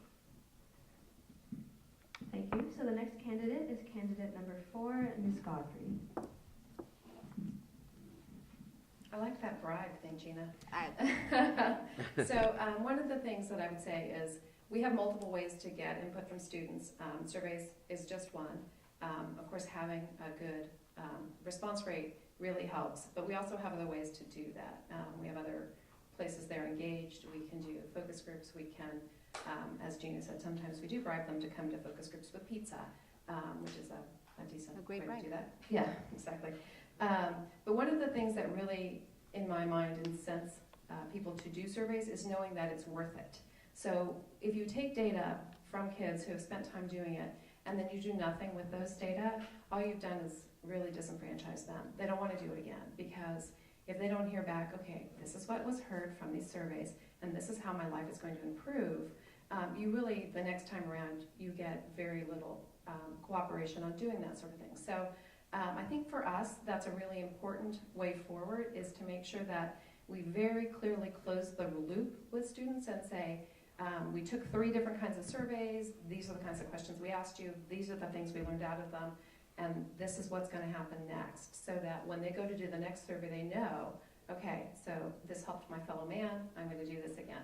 So in my survey life, I've done this sort of work in my corporate life, that has been sort of the #1 way to do it, even better than pizza. Thank you. So the next candidate is candidate number 3, Ms. Crystal Foster. I would echo a lot of what Terry said. I think that in order to get the students to participate in a meaningful way, they need to understand the impact. They need to see how their life is going to be different if they answer the questions. And I think that what we have taught them over time is that the surveys don't matter. They're also not applied consistently. So I was talking actually to my junior before this about student surveys, and he was saying, you know, some of our teachers give them to us, some of them don't. A lot of the time the questions are really kind of stupid. People are afraid to answer them because they feel that there may be retribution. And there's just this lack of belief in the process, and that makes me sad. So what I would say is it's really important to have the students have a hand in the design of the questions. It's important for the students to have a hand in the interpretation of the answers. This is something that I've worked on quite a bit in doing work. I was a co-lead evaluator for something called Communities for Public Education Reform. And one of the things that we did was working with youth organizers in a lot of different cities, and we talked about using them as interpreters of the data. They also collected data. Really, really important. The kids need to be able to report back, and they need to be able to, again, as I say, see how their life is different.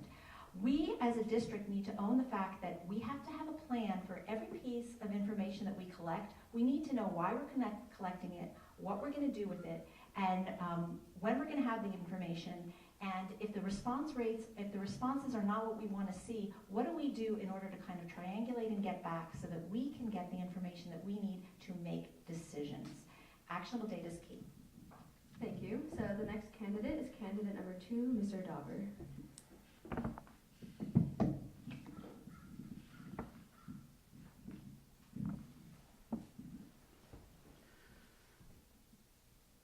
So we are spending $185 million a year in the school district, which is a lot of money. It represents a lot of resources, it represents a lot of planning, it represents a lot of hope that the things that we're doing are going to be effective. What we don't do so well, and where surveys play a role, although not the only role, is on measuring the effect of those expenditures and using what we learn to guide the next phase, to guide innovation, iteration, and so forth. And I would point to two areas where I think we have policy decisions either that have been made or in the process of being made, where we are flying blind because we are not collecting the right kind of data. One of them is the homework policy, where 2 years ago the district adopted a homework policy. That was a committee that I served on. What we don't know is whether the policy is being implemented in our schools. We don't know whether the policy is having the positive effect that we expected where it is being implemented, because we're not asking students and parents and teachers to tell us about their experience with homework. Another is with guidance counseling. We spent a lot of time and effort improving guidance counseling at Gunn. We have a baseline of student survey that was done in 2011 to help guide that work and to help identify the issues where we needed, areas where we needed to improve. What we haven't done is redo that survey so that we don't actually know whether the baseline that we set several years ago has been improved upon by the work that we've done. We suspect that the answer is yes, but we need to gather data like that to actually understand whether what we're doing is working. Thank you. So the last candidate for this question is candidate number 5, Mr. Cabrera.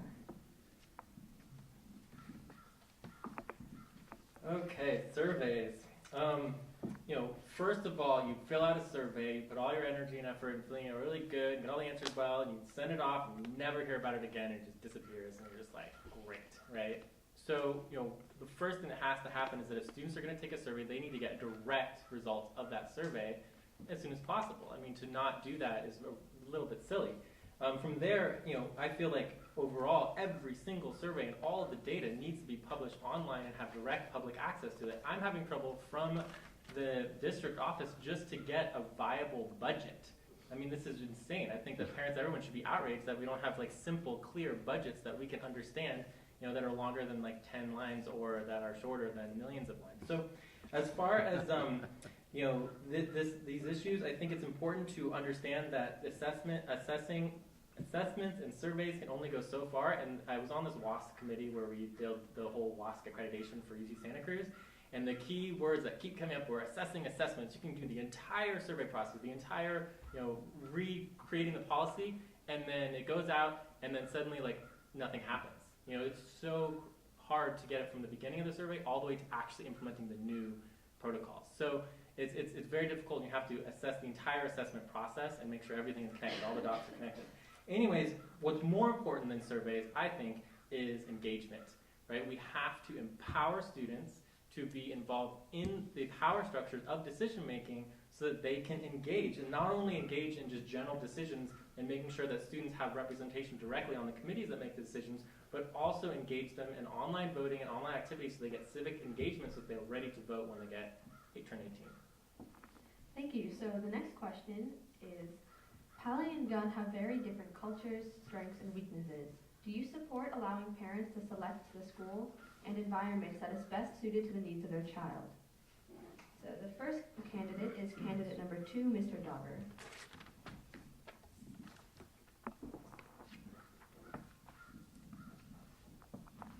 Can you repeat the question, please? Pally and Gunn have very different cultures, strengths, and weaknesses. Do you support allowing parents to select the school and environment that is best suited to the needs of their child? Well, the first thing I would do actually is point out that our two high schools are quite similar. They are both located in on the peninsula in a large, in an affluent community. They have somewhat similar demographic makeups. There really isn't any reason that our two high schools should be significantly different in a way that should drive a parent decision that they would rather their child attend one high school rather than another. So what I would say instead is that we should be committed to ensuring that all of our students get the same excellent education and educational services no matter what school they go to or what neighborhood that they live in. This is why I and many other parents have spent a lot of time on issues like guidance counseling, where we demonstrated via data and discovered via data that the quality of services in terms of their effectiveness that Gunn students were receiving was substantially less than Pally students. I think the right way to respond to that is not to ask parents whether they would like to go to a school that has a less effective guidance model. It's to raise the level of services at one school till it meets the other. There are some marginal areas where we might want to say that you can take German at Gunn but not at Pali, but those aren't decisions I think that should drive parents to send their children to different schools. Those are things that we should be able to accommodate through transportation and so forth. So I think that if we're seeing substantial parent sentiment that they want something that is at a different school and that seems legitimate, then we should work to raise the level of both schools to that point. Thank you. So the next candidate is candidate number 5, Mr. Cabrera.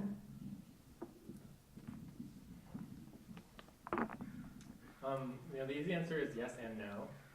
The yes is that, yes, of course, any parent should be able to ask for their student to go to the school that they weren't chosen to go to. For example, I was always supposed to go on the trajectory of Jordan and Pali, and I live generally on the line, more or less, and so my parents, were willing to fill out all the forms and do the procedure to switch me from the Pali district to the Gunn district. So there is a process for it, and there should be a process for it, and any parent should be able to engage in that process, and if that's changed at all, that's a big mistake.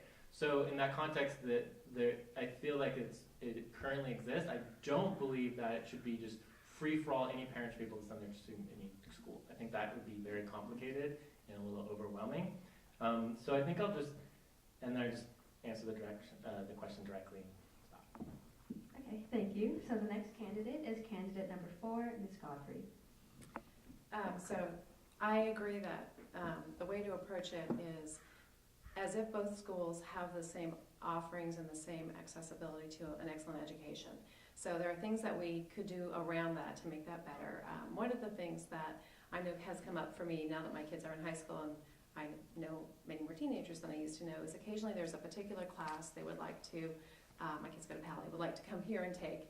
But since the schedules aren't the same, Pali does block schedule and Gunn does not, there's not a way to do that. So I think there are some structural things that we could do to make it a little easier for those very rare situations when a kid might want to do that. And as Jay said, there is a process by which you can apply, but you don't want it to be the run-of-the-mill, the norm, because you want the schools to be offering excellent educations. And there are differences, and there probably would be differences almost no matter what you did. And that very much depends on the teachers who happen to be at the schools and their particular affinities. The journalism program at Pali suits my kid very well. The robotics program at Pali does not suit my kid as well as he might like, and he might rather be here. But we're probably not going to make a move or something like that. And so there's some flavor and spice to the differences. Sometimes you want to highlight those and celebrate those differences. Sometimes, like when it's football, you don't want to take the 2 football teams to the stadium at Stanford and bring the whole town in to watch, because that's just not maybe productive. But places where it really helps students thrive and be happy, we want to do that. We want the same basic education available. Thank you. So the next candidate is candidate number 3, Ms. Crystal Foster.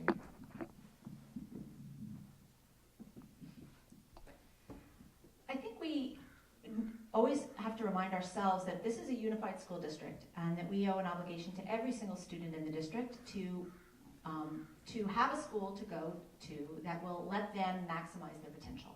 So we want to make sure that all of our kids don't ever feel that they're in a situation where they can't do that just because of the school that they go to. We want to make sure that all of our students can access the excellence in our district no matter where they live.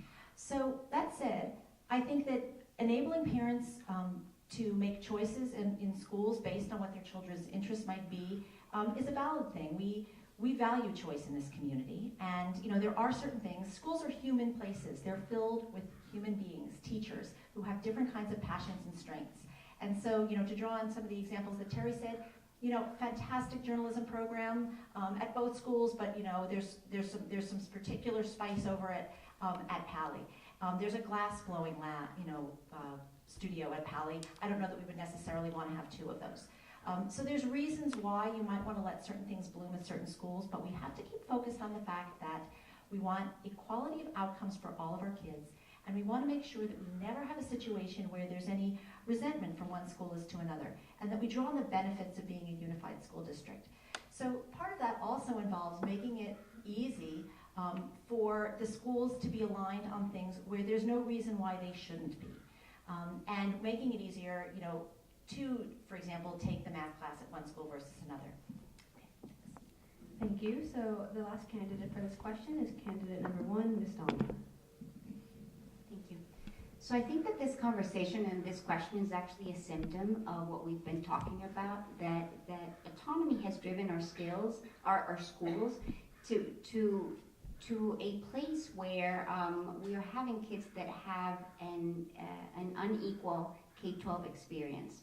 I think that this is a time for us to shift our focus in terms of how do we strengthen the system? How do we assure that we are creating the spaces for our schools, for our teachers in our schools, to share, collaborate, to share best practices, to share their innovation, and assure that we're getting to a place where a parent doesn't have to decide what high school to go to because of that there's such a difference.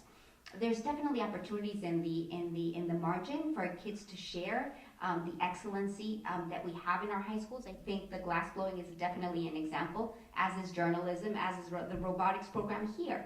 But that should not be the standard. That should be the opportunity. That should be in the margin. How that happens is, again, we make sure that we have standards at every single level of our schools to assure that our kids are receiving an education that's comparable. And making sure that we're providing these sharing spaces for our teachers, our principals, and our superintendent to come together and say, what is innovative? Why do more parents want to go from one school to another? Let's really research it and make sure that we're driving consistently throughout our school district.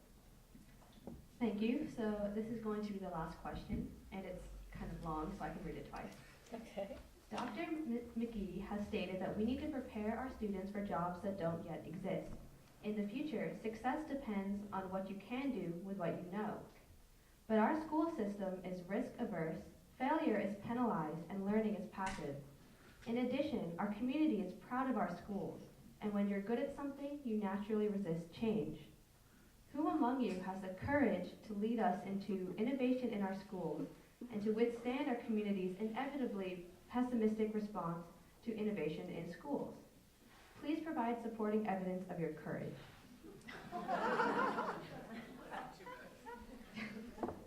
Does anybody want me to read it again? Or? That would be great. Okay.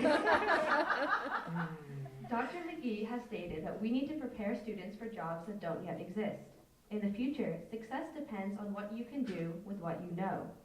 But our school system is risk-averse, failure is penalized, and learning is passive. In addition, our community is proud of our schools, and when you're good at something, you naturally resist change. Who among you has the courage to lead us into innovation in our schools and to withstand our community's inevitably pessimistic response to innovation in schools? Please provide supporting evidence of your courage. So the first candidate for this question is candidate number 3, Ms. Crystal Foster.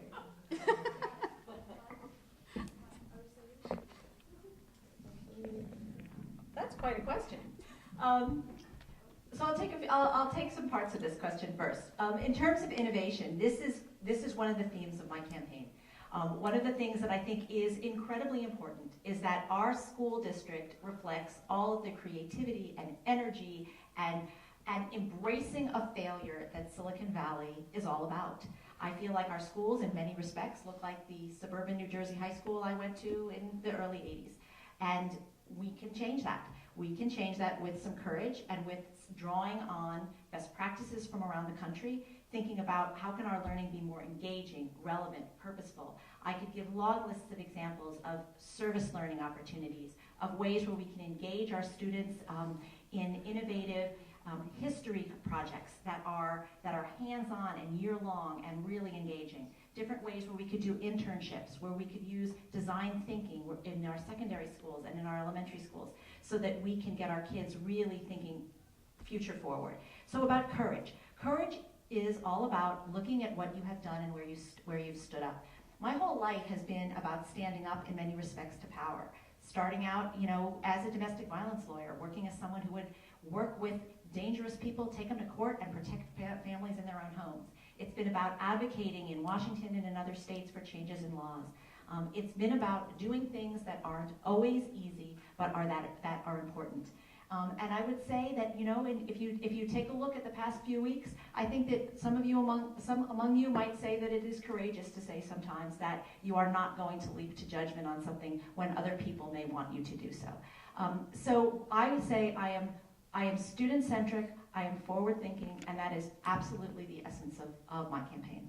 Thank you. So the next candidate is candidate number 1, Ms. Dama.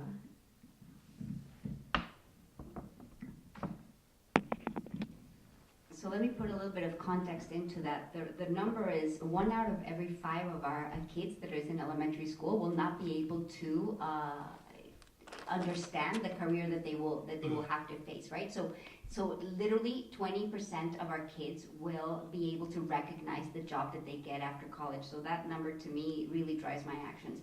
So I have truly the privilege of seeing best practices and innovation at the local level, at the state level, and at the national level. I get to do this during my day job. And I do consider it an incredible privilege, and it's something that I can bring back to the school district. And I think that I'm specifically qualified to do that. I was in Kentucky a couple of years ago and truly saw what a 21st century classroom looks like, where the classroom was incredibly loud and kids were discussing and engaged in critical thinking, where the teacher was really just a facilitator, where they were able to collaborate and then present their work at a rigorous level that I have not been able to see in our classrooms, even if we're Palo Alto. So, I've had this great privilege that I'm hoping to bring back here. It's been incredibly, it has been an honor to participate in this democratic process. It's also been, for me, courageous. I've been a parent that haven't had the privilege of being able to be a volunteer just because I have to work. And nevertheless, I was able to, in June, I was incredibly angry with the board's resolution and stood up for it at that time. So, and I'll stop there. Thank you. So the next candidate is candidate number 2, Mr. Dauber. So I would define courage as commitment informed by judgment. So courage requires first that you make a considered decision about what the right course of action is, and that you are willing to be accountable for that decision. And commitment is then standing up and doing the hard work of implementing that. I think in our district, there is a lot of willingness to respond to courage defined in that way. That is, to respond to evidence-based policies that focus on putting students first, that move the discussion to the question about what are the outcomes that matter and that we care about. That's the kind of work that I have done in the district around simple issues like homework and calendar and test and project scheduling and so forth. I don't know if they required courage so much as they required, as I said, judgment followed by commitment. I think that we have in our district an immense resource in terms of teachers and staff members who want to be innovative, who are innovative, who are looking for us, and I think looking to the board, to design programs and policies that lift those innovations up, that give them the resources that they need to try them out, that can measure and analyze them to determine whether they work or not, and then we'll put the full weight of the organization behind the things that work. So I think that this is really for us about empowerment and providing support, and not so much about coming up with the ideas ourselves. I think we have an organization that's full of those ideas. Thank you. So the next candidate is candidate number 5, Mr. Cabrera. All right, let's see what I can do here. I'll say first off that the most, important principle I feel is being, true to yourself and true to what you bring, right? And trying to simply be yourself and being truthful about it, regardless of what people think of you. A way of saying that is, I'm willing to say things that people aren't necessarily popular with. I'm willing to do things that aren't necessarily the popular thing. For example, I refuse to run as a Democrat in any election that I run in. I could run as a Democrat and win, but I feel that our two-party system is a big problem currently, right? We have to have independent thinkers, people who can innovate and think differently and bring different perspectives. So in that context, it's like I'm all about, thinking about no money campaigns, thinking about non-solicitation campaigns, how to rethink campaigns in a way that may not be the best to win, or to get people to vote for me, but to be, grounded in something that we need for our communities, because our elections are turning into who is available for the highest bidder. And that is a huge, huge problem. Like, I have put my entire life on the line, building my dreams, being a community innovator, starting my own nonprofit, putting myself out there, launching everything in 2007 and 2006, ready for the crisis of the economy of the whole world to drop. And like, who wants to donate and give money during that time? And so everything kind of falls apart. But it's like you put your dreams out there and you do your best to make them happen. And we have to collaborate together for the benefit of our kids and our children, no matter what. Thank you. So the last candidate for this question is candidate number 4, Ms. Godfrey. So I agree with what's been said by my fellow travelers. And I would say for me, if we want to go take some risks and do things that are bold and be preparing our kids for jobs that don't exist yet, one of the things we need to do is rebuild the trust of the community, because they won't let us take risks if in the past we've taken risks that we haven't properly mitigated for, we haven't properly been transparent about. So there's a lot around being able to step out and do things that really requires the hard work of getting the trust of your community and your fellow travelers before you do that. Our middle schools, we haven't talked about middle schools today much, but like our middle schools, people are voting with their feet, right? They're going off to private school. The Connections program is doubling because that's very popular. So our community is moving on things without us. And we're not showing the kind of leadership it takes to say, what does that mean? Why aren't we out ahead of that? We need to get ahead of that.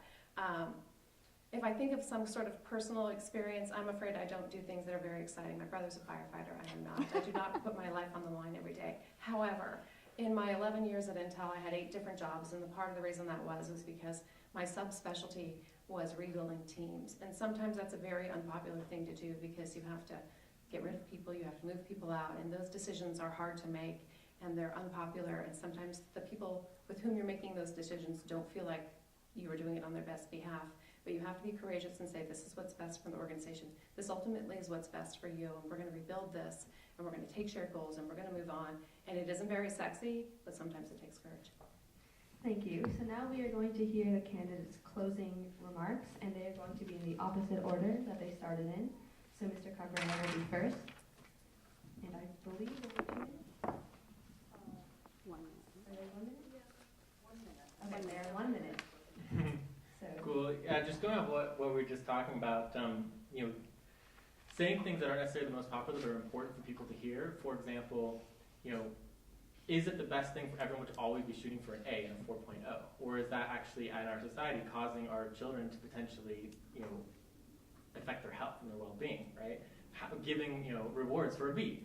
Other things are, I was actively involved in the Occupy movement. That's a huge taboo. Oh no, the Occupy movement, right? Some people would never vote for someone who's involved in that. But, I do not feel comfortable with the 1% taking all of the money from technological innovation and cybernation of our production stream, and it's all going to the 1%, and it's going away from our education, and we need to stand up and rethink our education and make sure that we can actually make sure our children have the best. Is it enough to say like our kids have the best education? What about other public schools in California that have the worst education potentially in all of the United States, if not in a lot of places in the world? So I think there's a lot of problems out here.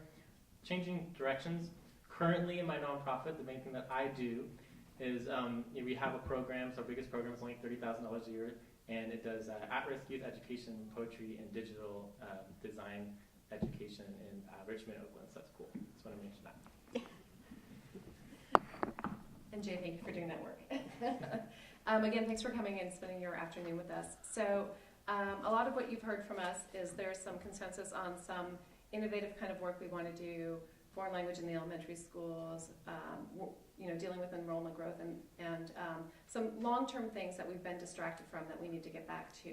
And I think all of us are committed to working on those issues. I think for me, when I think about just sort of how the district gets its work done, there are some sort of fundamental things I'd like to work on.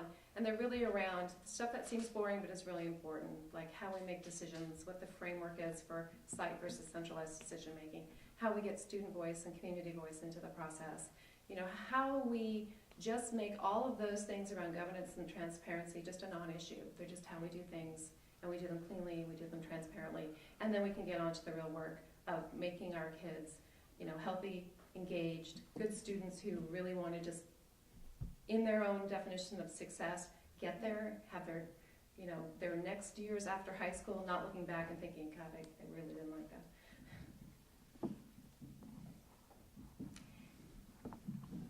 Thank you all again for coming here today.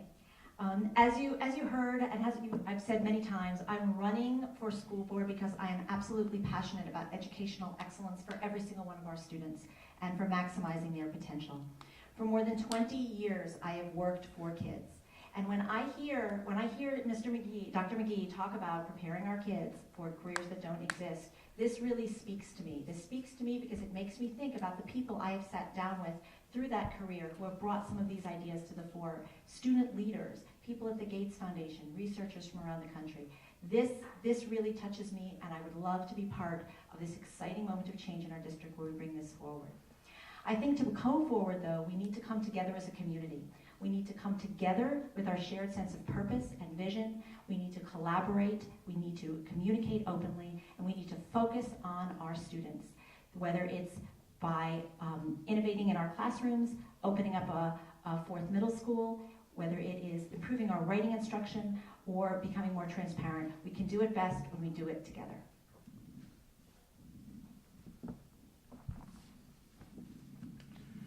I'm asking for your vote in November or whenever it is that you're going to vote, and I want to tell you why. First, we have a great school district. We have tremendous resources. We have tremendous teachers. There is a lot, though, that we need to get done in order to fully realize that potential. Things like a 13th elementary school, 4 languages in our elementary schools, finishing the work that we have started in some cases and haven't yet started on student health and social and emotional well-being, assuring achievement for all students.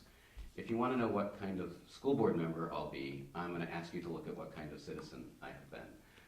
I have shown up with data and evidence and commitments and building collaborative relationships both within and outside the district to make progress on those issues and to get concrete things done.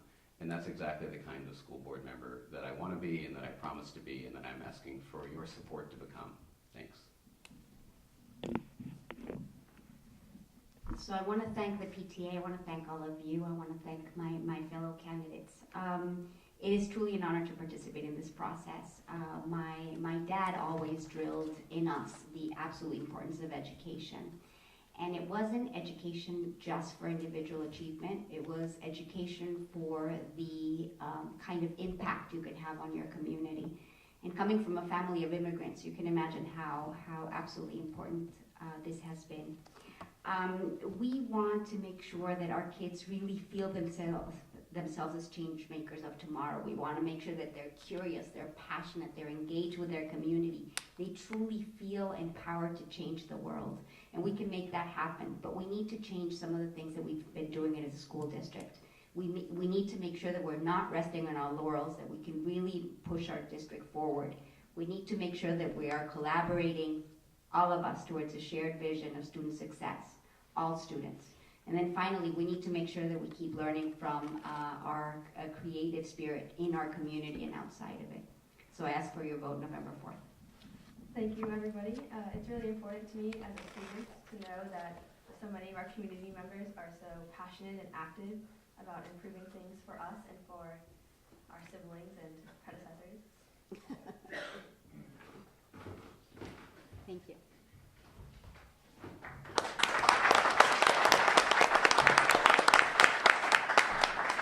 Now that the auditorium is really warmed up and we're all ready for a nap, I think it's time to close it down. I would like to give a warm round of applause to all candidates today. Thank you so much for coming out and sitting under the hot lights. I'd really love to thank our moderators and timekeepers, Grace and Maya. You did a great job. I want to thank our tech support, Adam Tim Wang, who are sitting in the booth back there. We would be sitting in the dark and without any microphones without